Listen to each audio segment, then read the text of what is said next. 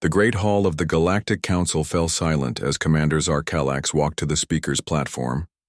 His scaled skin reflected the soft blue lights from above, and his 4 arms moved in the formal greeting pattern of his people. The 200 council members from nearly 80 different species watched him with various expressions of curiosity, respect, and in some cases doubt. Zarkalax was a legend among the hegemony forces. With scales the color of deep space and eyes that glowed with inner knowledge, he had led successful campaigns against 17 different rebellious species. His tactical brilliance was taught in military academies across 3 spiral arms of the galaxy. His name inspired fear in enemies and comfort in allies. Yet today, the decorated commander's hands trembled slightly as he arranged his data crystals on the podium before him. "Esteemed council members," he began, his translator converting his natural clicking speech into the standard galactic language. "I come before you not in victory but in warning." A murmur passed through the gathered representatives. Commander Zarkalax had never before spoken of defeat. 3 lunar cycles ago, I led our forces to the Proxima Centauri system to address an expansion violation by the species known as humans. The word caused several council members to make dismissive gestures. Humans were newcomers to galactic society, barely a century into space travel. They came from a single, unremarkable world circling a yellow dwarf star at the edge of the Orion Arm. Their technology was borrowed or purchased from more advanced species. Their physical form was unimpressive, soft-skinned bipeds with no natural armor, claws, or significant sensory advantages. "Yes," Zarkalax said, noting the reactions. "I shared your assessment. The intelligence reports described humans as physically weak, technologically dependent, and numerically insignificant. They control fewer than 10 star systems, all within 50 light-years of their homeworld. Their military capability was rated as minimal." He touched one of his data crystals, and a holographic image of a blue-green planet appeared above the council floor. "This is the human colony world of New Hope, population approximately 50,000. I arrived with 3 capital ships and support craft, a force that would typically subdue a civilization 10 times more advanced than humans." The hologram shifted to show Zarkalax's impressive fleet in orbit around the planet. I followed standard protocol. I informed the human colony they had violated Section 47 of the Expansion Treaty by establishing outposts on 2 moons in the system without proper registration. I ordered them to evacuate within 1 planetary rotation. The commander's upper arms crossed in a gesture that his species used to indicate serious reflection. Their response was unexpected. The hologram changed to show a human female with short gray hair and lines on her face that indicated advanced age by human standards. She wore a simple blue uniform with a small silver pin shaped like the planet. "This is Governor Samantha Collins," Zarkalax explained. "She responded to my communication personally." The recording began to play for the council. "Commander Zarkalax," the human said, her voice calm and steady. "I am Governor Samantha Collins of New Hope Colony. We have received your evacuation order." She paused, and something in her eyes made several council members shift uncomfortably in their seats. "We reject it," she continued. "This colony was established legally under Treaty 459B, which permits settlement of previously uninhabited systems within 50 light-years of our homeworld. We have families here, farms, a future. We will not abandon it." Zarkalax stopped the recording. I reminded her of the consequences of resistance. I explained that my forces could reduce their atmosphere to cinders, that I could destroy every structure on the surface within hours, that resistance was, as we say, mathematically futile. He touched another crystal, and the recording continued. "We understand the consequences," Governor Collins said. "We stand by our decision." The council chamber filled with sounds of disbelief and confusion. "At this point," Zarkalax continued, "I believed they simply did not comprehend the reality of their situation. I dispatched 200 atmospheric fighters to secure their communication center and government buildings, a standard first step, before full military intervention. The hologram shifted to a tactical display showing fighter craft entering the planet's atmosphere. What happened next challenges everything we thought we knew about humans. The display showed the fighters descending toward a collection of simple structures that formed the main colony settlement. Suddenly, the ground below them erupted with weapons fire. Buildings that had appeared to be harmless living quarters or agricultural facilities opened to reveal defense systems. Small craft rose from hidden hangars. The council watched in stunned silence as the supposedly primitive human colony unleashed a coordinated defense that caught the hegemony forces completely by surprise. Of the 200 fighters I sent, Zarkalax said quietly, 38 returned to the capital ships. A senior council member, a floating gas-based life form contained in a transparent sphere, drifted forward. How is this possible? Our intelligence indicated humans had minimal defensive capabilities. What we believed were weather stations were disguised weapon emplacements, Zarkalax explained. Their atmospheric processors contained shield generators. Their agricultural silos housed missile batteries. He touched another crystal, and the hologram showed a single human fighter craft. It was smaller than the hegemony vessels, less armored, with visible patches and repairs. This craft, piloted by a human named Joseph Wright, destroyed 7 of our fighters before we managed to shoot him down. The hologram showed the human craft performing maneuvers that seemed to defy basic flight physics, deliberately flying toward, not away from, incoming missile barrages. Where our pilots followed attack patterns optimized over centuries of warfare, the humans flew in ways our tactical computers classified as irrational or suicidal. They deliberately put themselves in danger to create offensive opportunities. Zarkalax looked out at the council, noting their growing concern. I then ordered ground forces to secure the main colony center. We deployed 1,000 elite troops. The hologram shifted to show armored hegemony soldiers facing off against what appeared to be humans in simple clothing, some wearing what looked like makeshift armor created from everyday materials. These were not soldiers, Zarkalax said softly. Our intelligence later confirmed these were teachers, engineers, farmers, ordinary colonists who had taken up arms. An elder council member leaned forward. And yet you stand before us with this warning. What happened to your ground forces, Commander? Zarkalax's 4 hands clenched briefly. Of the 1,000 troops deployed, fewer than 300 returned to the ships. Gasps and exclamations filled the chamber. Honored Council, Zarkalax said, his voice rising above the noise. I have commanded forces against 17 species, across the galaxy. I have never encountered anything like humans. They do not fight as we do. They do not think as we do. He paused, looking at each section of the council in turn. And if we continue to underestimate them, they will destroy us. The Galactic Council chamber remained silent as Commander Zarkalax continued his testimony. Many representatives leaned forward in their seats, their various sensory organs fixed on the decorated war hero. Some species did not possess faces that could show emotion, but their body postures revealed their growing concern. After losing most of our ground forces, Zarkalax said, I ordered a retreat back to our ships. This is standard procedure when facing unexpected resistance. He touched another data crystal, and the holographic display above the council floor shifted to show an orbital view of the human colony.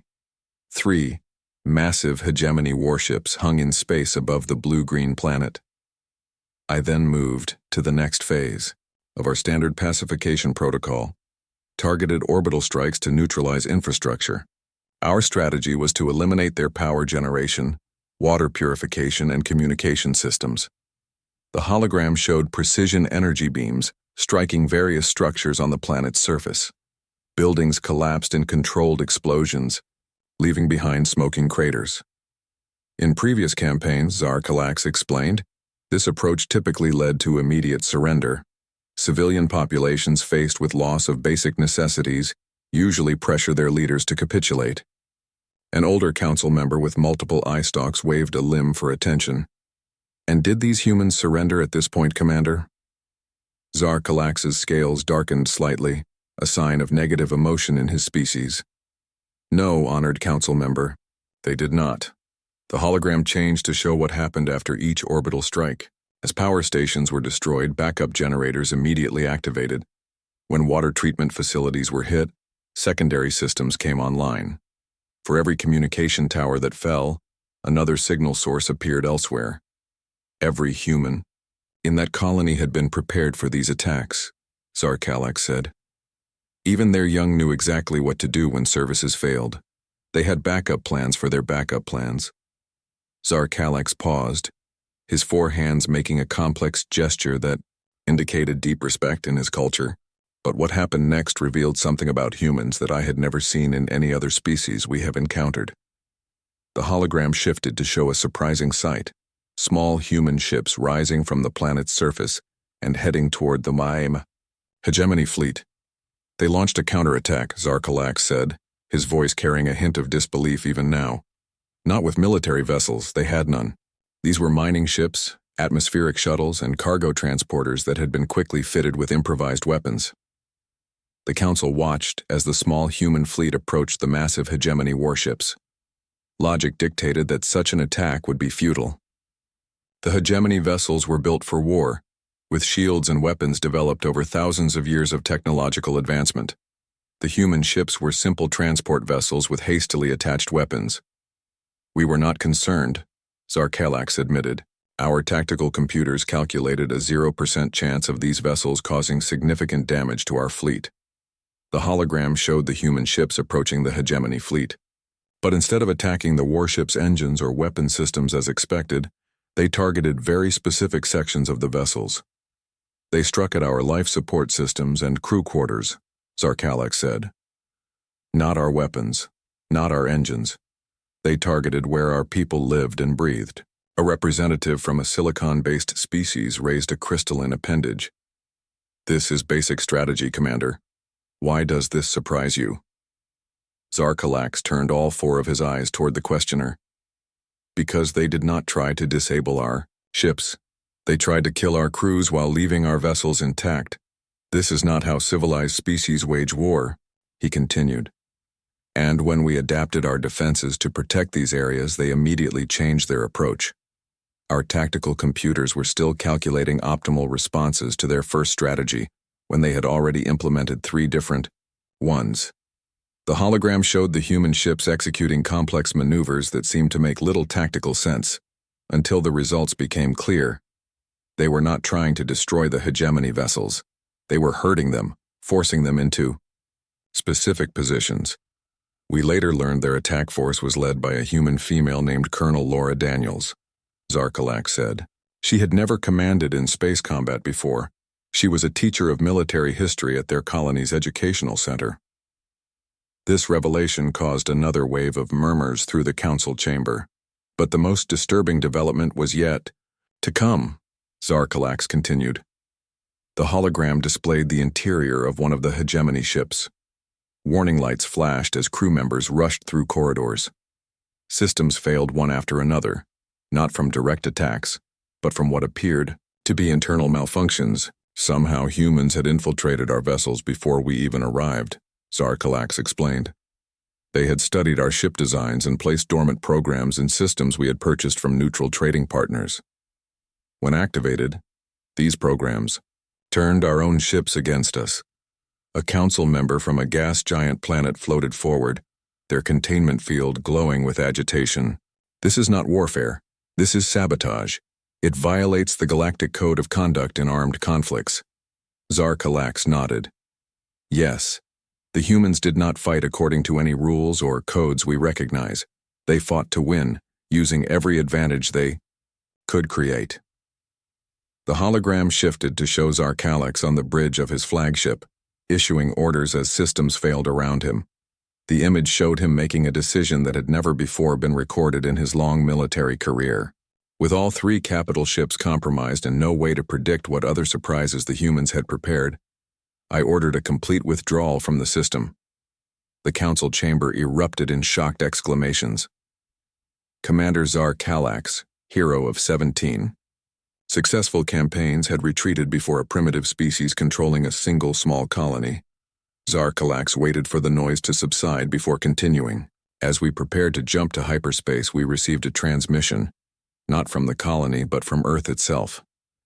The hologram displayed a stern-faced human male wearing a gray uniform with small symbols on the collar. His hair was cut short, and his eyes held a calm intensity that made several council members shift uncomfortably. "This is Admiral William Carter of Earth Defense Command," the human said in the recording. "You targeted one of our civilian colonies today, Commander Zarkalax. The people you attacked were teachers, farmers, and engineers, not soldiers." The human's voice remained level, but something in his tone caused even the most alien members of the council to sense the danger behind his words. "What you encountered was our citizens defending their homes with limited resources and outdated equipment," Admiral Carter continued. "You should know that what you faced was not our military response. That would have been different." Zarkalax stopped the recording and looked out at the now completely silent council chamber. "They let us go," he said simply. "They tracked our withdrawal but did not pursue. Instead, they sent us detailed files explaining how they had defeated us and what they could have done if they had deployed their actual military assets." The commander straightened to his full height, his scales now a deep, serious shade. "Honored Council, we have gravely underestimated the species known as humans." The Galactic Council remained completely silent as Commander Zarkalax paused to take a drink from a small container of nutrient fluid. His scales had taken on a deeper hue, a sign of stress in his species. Even the most skeptical council members now leaned forward, fully engaged in his testimony. "After our retreat," Zarkalax continued, "I expected immediate censure from high command.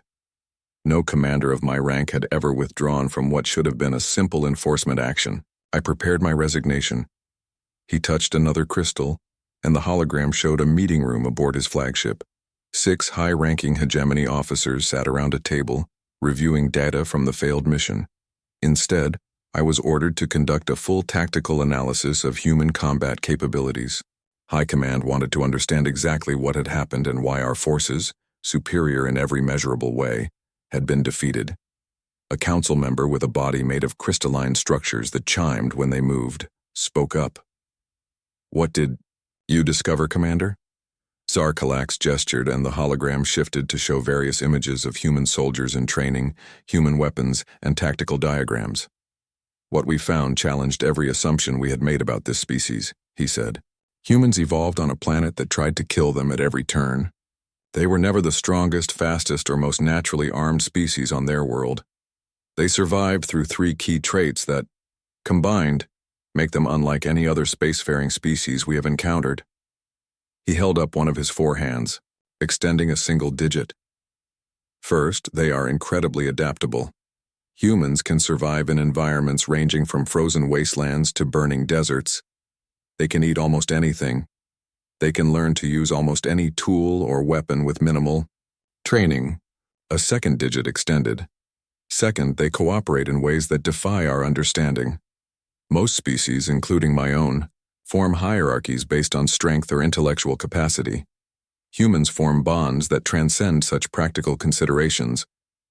They will sacrifice themselves for others with no genetic relation, even for members of other species." A third digit extended. "Third, and most concerning, they possess what they call imagination. They can envision scenarios that have never occurred and prepare for them.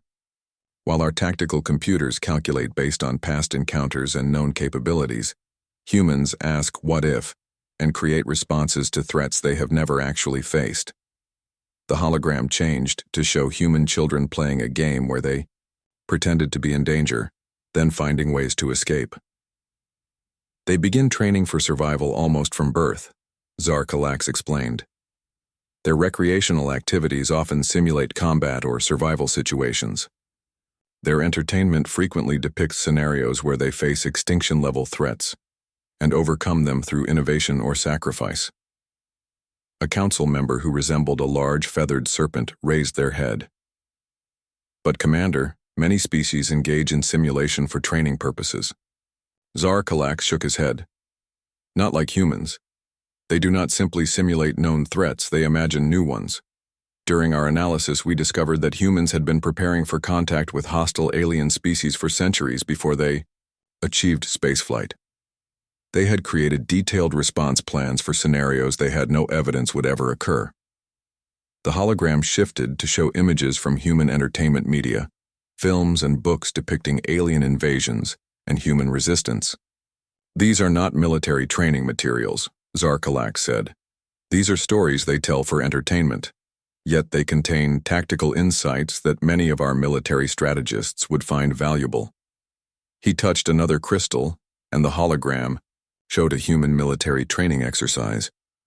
Soldiers crawled through mud under barbed wire while explosions detonated nearby.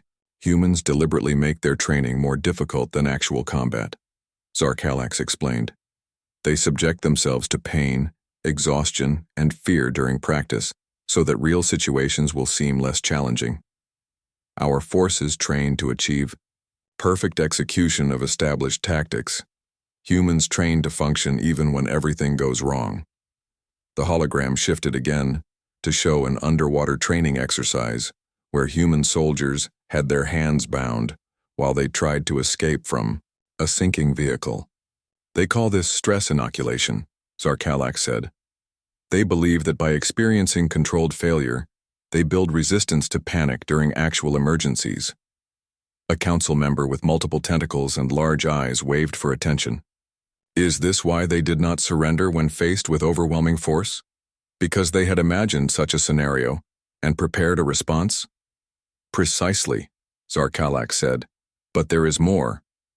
The hologram changed to show a historical image from Earth, a much smaller human force defeating a larger, better-equipped army. Throughout their history, humans have celebrated instances where smaller forces defeated larger ones through creative tactics. They study these events and incorporate the lessons into their strategic thinking. They do not view superior force as an insurmountable obstacle. They see it as a challenge to overcome through cleverness. Zarkalax paused, looking around the chamber. "There is another aspect of humans that our analysts found particularly disturbing. The hologram showed images of human medical facilities where injured humans were being treated. Humans can continue fighting even after sustaining injuries that would incapacitate most species. They have been documented remaining functional after losing limbs, suffering severe burns, or even with objects embedded in their bodies." A gasp went through the council chamber. Their bodies produce chemicals during combat that suppress pain and enhance strength, Zarkalax continued.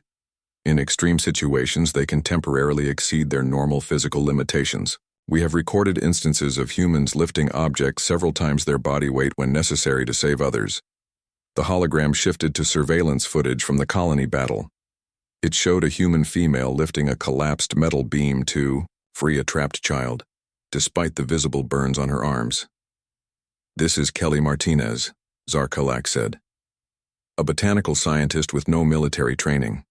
Analysis of this beam indicates it weighed approximately 3 times her body mass. Medical assessment suggests she suffered second-degree burns and a broken wrist before attempting this feat." A council member made a sound of disbelief. "How is this possible?" "Their nervous system can temporarily override safety mechanisms in emergency situations," Zarkalax explained. "They call it hysterical strength. It often results in further injury but allows them to perform actions that should be physically impossible." He touched another crystal, and the hologram showed a modest building in the human colony that had been surrounded by hegemony troops. This structure housed 27 human young and 3 adult caregivers, Zarkalak said. When our forces surrounded it, the logical response would have been immediate surrender to protect the young. The hologram showed what happened next. As hegemony troops approached, the building's walls seemed to open, revealing hidden defensive positions. The 3 adults, armed with simple weapons, engaged the significantly larger force. These caregivers held off 30 elite troops for 14-time units, Zarkalak said, his voice conveying genuine respect. They had no formal military training.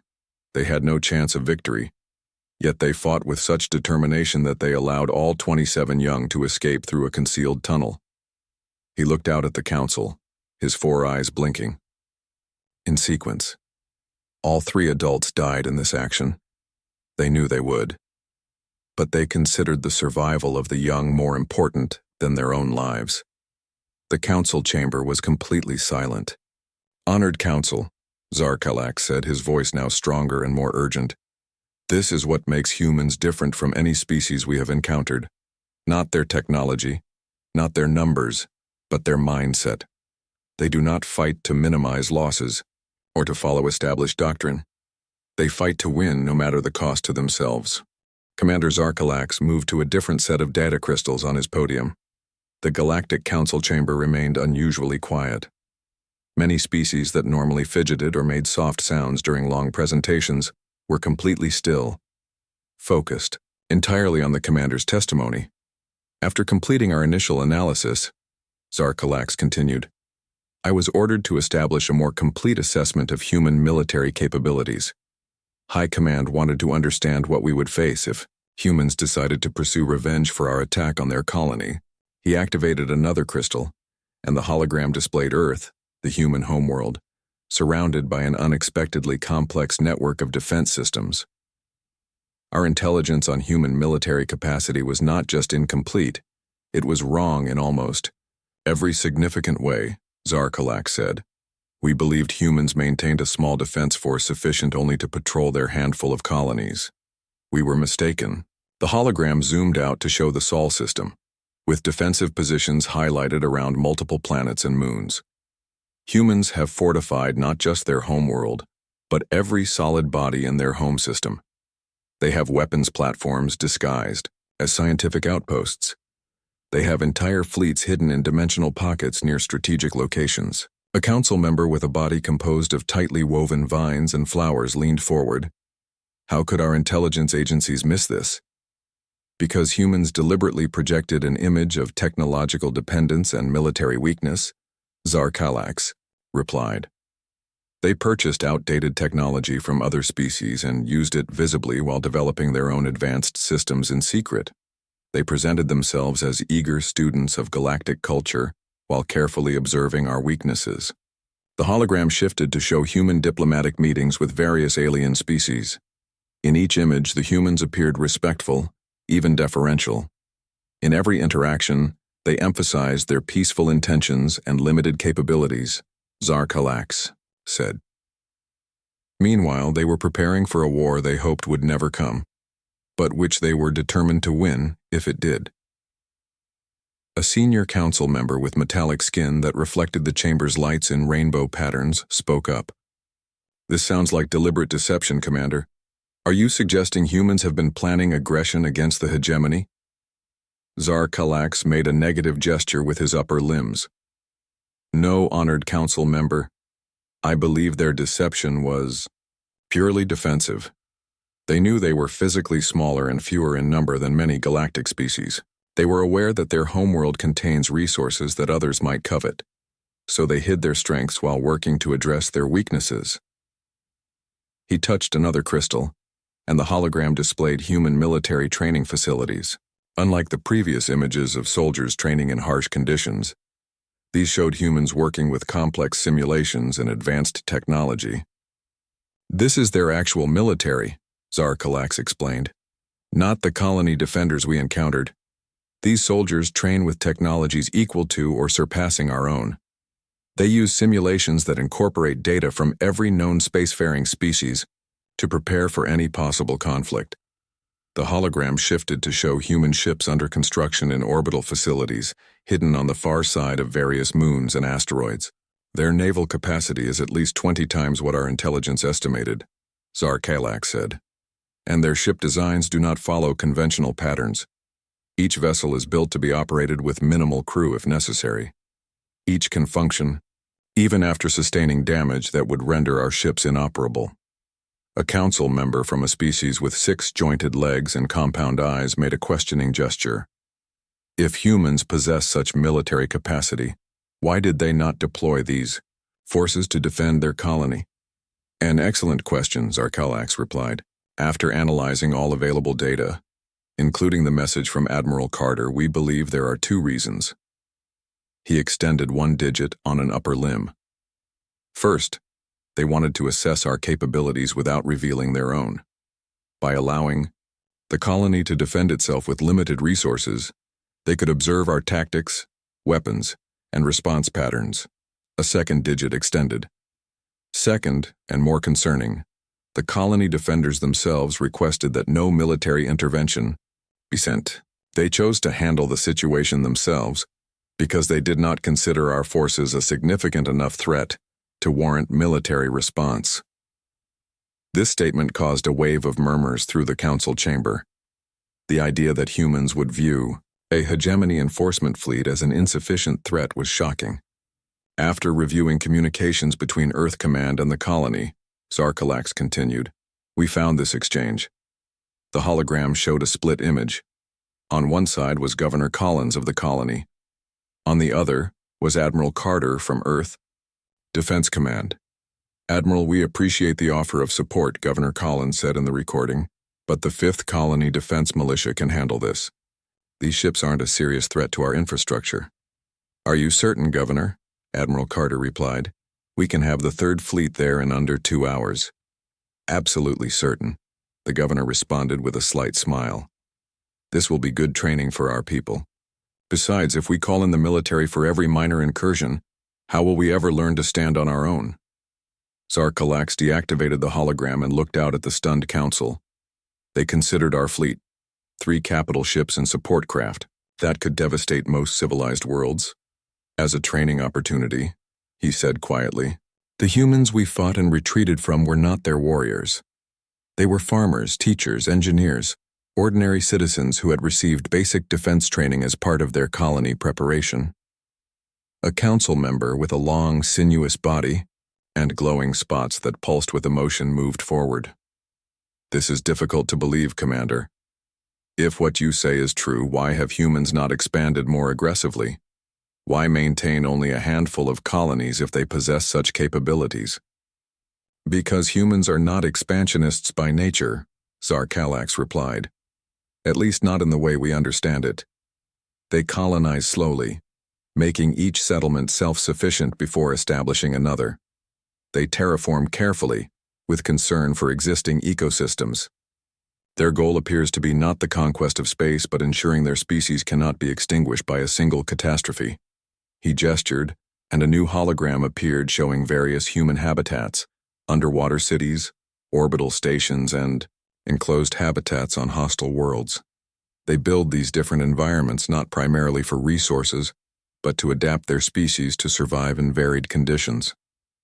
Each generation born in these places is slightly better adapted to that environment. They are engineering their own evolution. Zarkalax straightened to his full height, his scales now a deep, serious color. Honored Council, I believe humans represent something new in our galaxy. Not a threat, at least not yet, but a species functioning under fundamentally different principles than our own. They do not seek conflict, but they prepare for it with an intensity and thoroughness that borders on obsession. A hush fell over the chamber as the council members contemplated his words. And most importantly, Zarkalax continued, his voice grave. They remember. The Galactic Council chamber had never been so still. Even species that required constant movement to maintain biological functions seemed frozen as Commander Zarkalax approached the final part of his testimony. His scales had taken on a rare, golden hue, a color his species displayed only during moments of profound revelation or spiritual significance. Honored Council, Zarkalax said, his voice now carrying a weight that even the translation devices could not filter out. I have saved the most important discovery for last. It explains why humans must be approached differently than any species we have encountered before. He placed a small, unmarked crystal on the podium, different from the official data storage devices he had used previously. This one glowed with a soft blue light. After our retreat, I received a private communication request from Earth. Not from their military command or government, but from a human named Peter Jackson.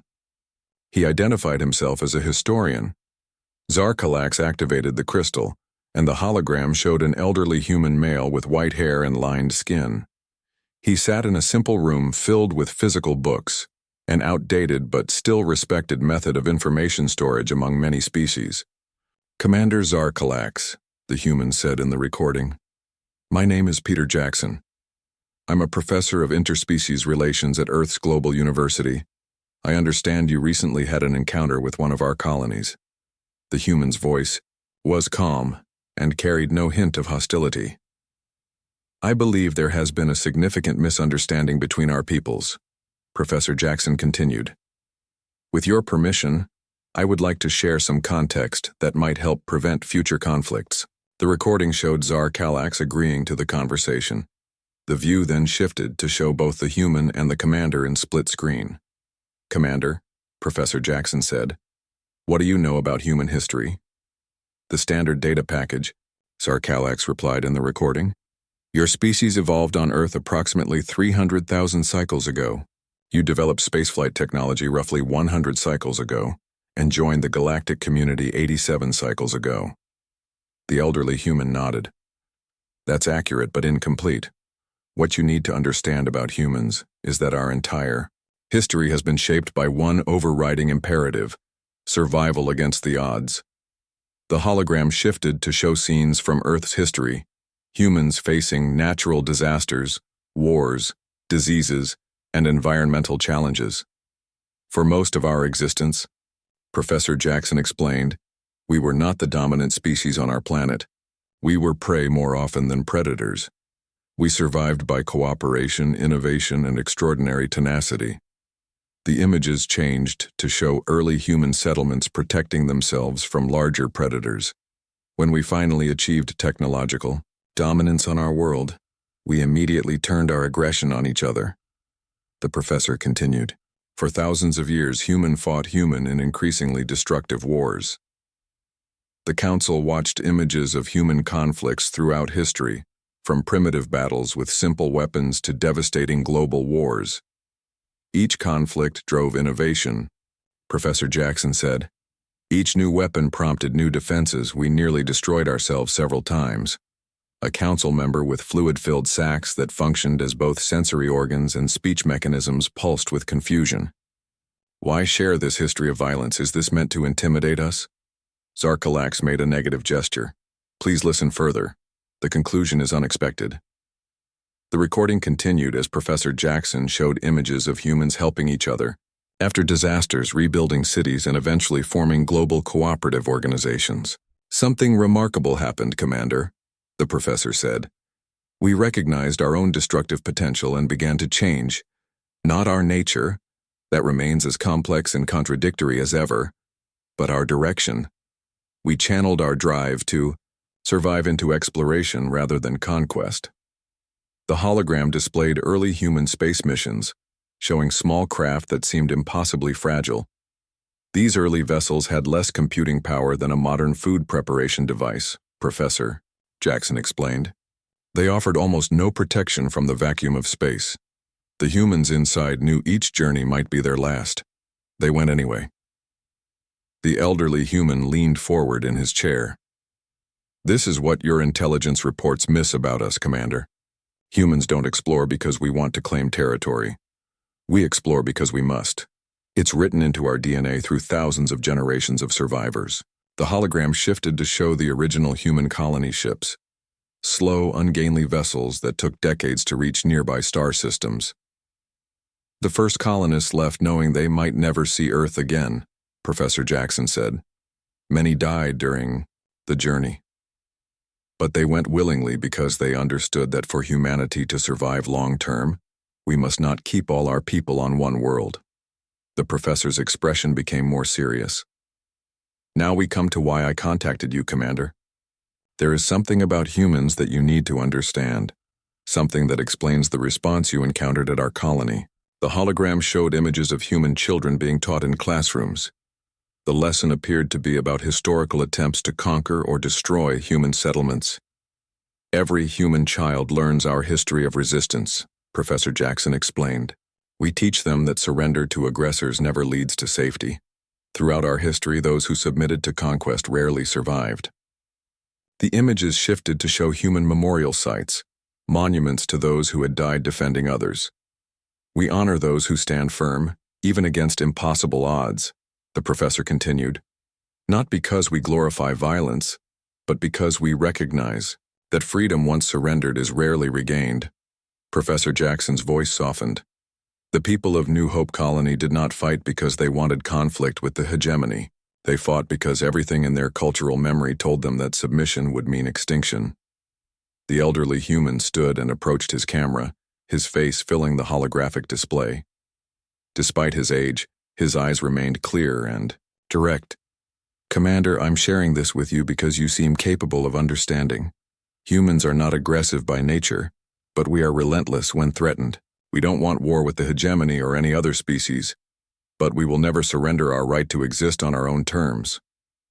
The recording ended, and Zarkalax looked out at the silent council.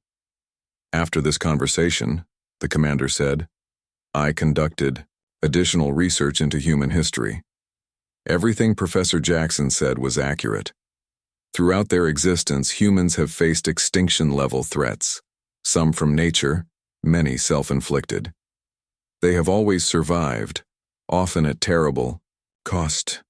Zarkalax's scales shifted to their normal color as he prepared his conclusion.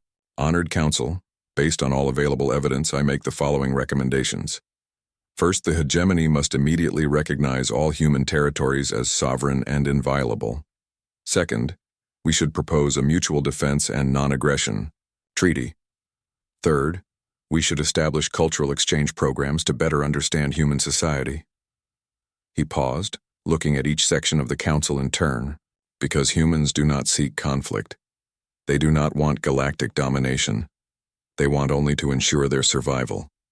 But if threatened, they will fight with a determination and creativity that we cannot match. And if truly endangered, they will stop at nothing. Commander Zarkalax straightened to make the formal gesture of completed testimony. "The hegemony has conquered many worlds. We have subjugated many species. But if we attempt to conquer humanity, we will fail. And the cost of that failure will be devastating." As Zarkalax stepped back from the podium, the Galactic Council erupted in voices, each member trying to ask questions or express opinions. But beneath the noise lay a new emotion rarely felt in those chambers. Fear, not of human aggression or expansion, not of human technology or numbers, but of the simple, terrifying truth that Commander Zarkalax had revealed. When facing extinction, humans did not surrender. They evolved. They adapted. They overcame. And they remembered those who had threatened them.